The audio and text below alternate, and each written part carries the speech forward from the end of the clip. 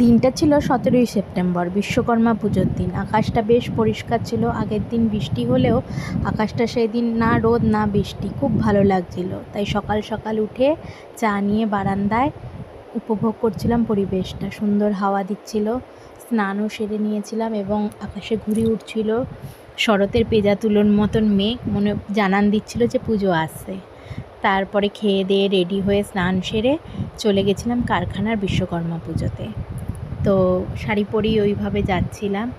তো আর ও হাত তুলে দেখছিল যে ঘুড়ির সুতোগুলো অনেক সময় থাকে যেটা গলায় লেগে অনেকেরই অ্যাক্সিডেন্ট হতে পারে, তাই হাত তুলে তুলে দেখছিল। তো একটা পুজো জানান দিচ্ছিল যেন পুজো আসছে। পরিস্থিতি আকাশে বাতাসে এবং বাইরেও ঢাক ঢাক বাজছিল। তো গিয়ে রেডি টেডি হয়ে পুজো দেখে ঘুরে ঠুরে তারপরে বিকেলবেলা এসে ফ্রেশ হয়ে নিচ্ছিলাম। ফ্রেশ হয়ে নিয়ে পাস্তা করছিলাম।